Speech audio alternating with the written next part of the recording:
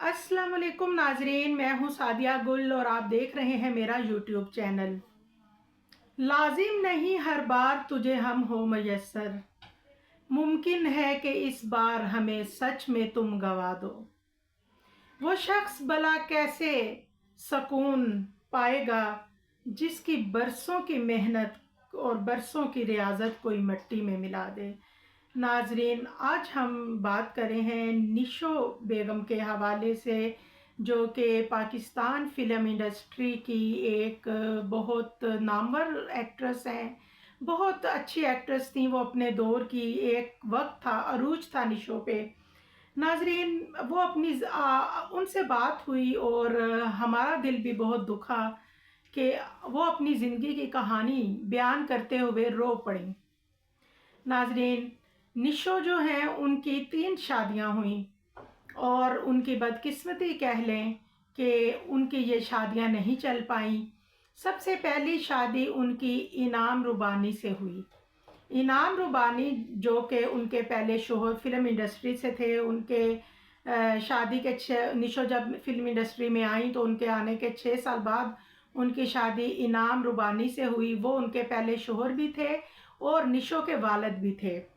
नाजरीन, निशो बताती हैं कि इनाम रुबानी उनका घर, उनकी गाड़ी, उनके ज़ेवरात और सब कुछ लूट कर वो यहाँ से चला गया। और अगर वो कहती हैं कि उस हालत में अगर मैं कुछ बचा पाई तो वो मेरी बेटी साहिबा जो उस वक्त मेरे पेट में थी, मैं सिर्फ अपनी बेटी ही को बचा पाई। और वो कहती हैं कि मैं किसी सूरत, वो सब ले गया, मुझे दुख नहीं हुआ, मुझे लगा कि मेरा असासा मेरी बेटी है। वो कहती हैं कि मैं अपनी बेटी किसी सूरत भी नहीं देना चाहती थी। मुझे नहीं पता था कि अगर मैं अपनी बेटी इनके हवाले करती हूँ तो मेरी बेटी की ज़िंदगी कैसी गुजरेगी माँ के बगैर, और सौतेली माँ क्या सलूक करेगी मेरी बेटी के साथ। वो कहती हैं मेरा तो सब कुछ लूट गया था और इस वक्त मेरा सबसे बड़ा सरमाया ही मेरी बेटी थी। वो बताती हैं कि मेरी ज़िंदगी का सबसे गलत फ़ैसला इनाम रुबानी से शादी थी और ये जो फ़ैसला है ये मेरी ज़िंदगी का पछतावा बन गया। वो कहती हैं कि मासूमियत का दौर था, मैं नई नई फिल्म इंडस्ट्री में आई थी, मैं एक्ट्रेस बनी और बड़ा शौक़ होता था मुझे कि नई गाड़ी हो, इस ब्रांड के इस तरह की गाड़ी हो, मैं इतने ज़ेवरात पहनूं, मैं डायमंड भी पहनूं। और वो कहती हैं कि इस तरह करके मैंने सब कुछ जो है सारे शौक़ अपने पूरे किए, लेकिन वो सब कुछ मुझसे छीन लिया गया। इनाम रुबानी सब कुछ लेके चला गया। नाजरीन, वो कह रही थी कि मैं अपनी कहानी या अपनी ये बात किसी को बताना नहीं चाहती थी, लेकिन क्योंकि अब सोशल मीडिया पे ये बात बहुत वायरल हो चुकी है, बहुत से लोगों ने इस पे बात की, बहुत से यूट्यूबर्स ने इस पे बात की, तो वो कहती हैं कि मेरे दिल के अंदर जो एक गम का तूफ़ान था जिसको मैं अपने अंदर दबा के बैठी हुई थी, यानी कि उनके अंदर जो गम था, वो कहती हैं कि मैंने भी अपने गम को फिर बाहर निकाला। और वो ये कहती हैं कि साहिबा को मैंने बहुत नाज़ों से, बहुत प्यार से और बहुत लाड से पाला।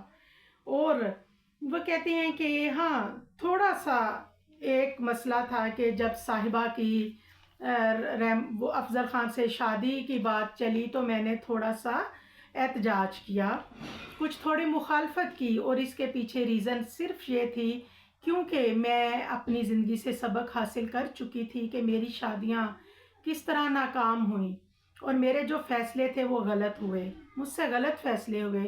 और वो कहती है मैं कभी नहीं चाहती थी कि जो मामलात मैंने फ़ेस किए, मेरी 3 शादियों को हवा बनाया गया, इतना वायरल किया गया, हर बंदे ने अपनी ज़ुबान में जितने मुँह उतनी बातें अपनी अपनी ज़ुबान में खूब बातें की, खूब बातें फैलाई, लेकिन मैं नहीं चाहती थी कि मेरी बेटी को इन चीज़ों का सामना करना पड़े। कल को कोई ऐसे हालात ना हों कि मेरी जो बेटी है वो उसको ये चीज़ें फ़ेस करनी पड़े।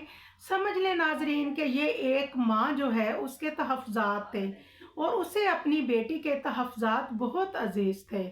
इसलिए उन्होंने बहरहाल वो रज़ामंद हुईं, उन्होंने बड़ी खुशी से साहिबा की एंगेजमेंट की اور کچھ شرائط تھیں جو انہوں نے رکھیں اور اپنی بیٹی کا رشتہ کر دیا، اور وہ بتاتی ہیں کہ وہ میری زندگی کا بڑا ہی خوشگوار لمحہ تھا، یعنی میں اس لمحے میں بہت خوش تھی کہ جب صاحبہ کی منگنی ہو رہی تھی اور وہاں پہ ایک ابرار الحسن کا سانگ تھا، وہ نچ پنجابن والا، تو وہ کہتی ہیں کہ میں بے اختیار اٹھی اور میں نے بھنگڑا ڈالنا شروع کر دیا، میں نے اپنی بیٹی کی خوشی میں خوش ہوئی میں۔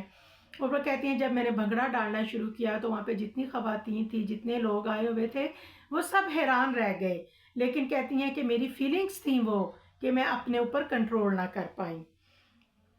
اس کے بعد ناظرین، اب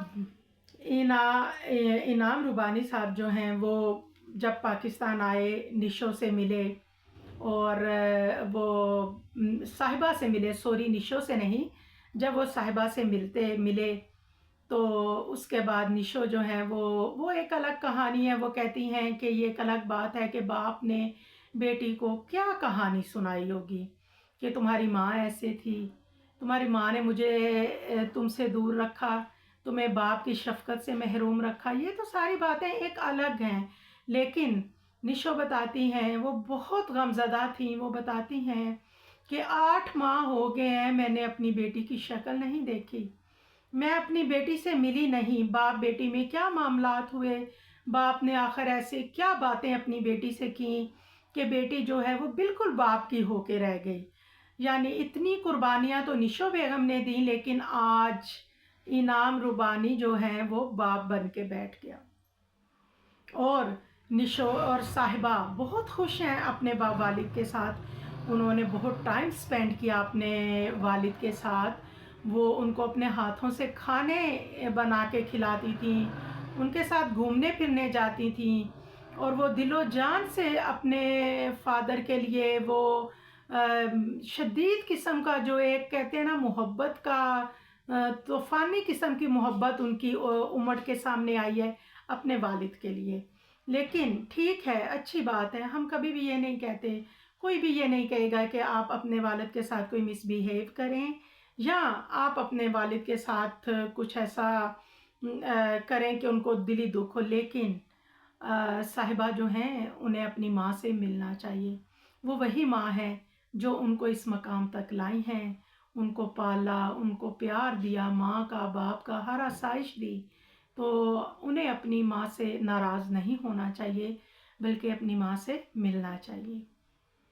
کومنٹس میں ضرور بتائیے گا کہ آپ کی کیا رائے ہے، اور دعاؤں میں یاد رکھیے گا۔ اللہ حافظ۔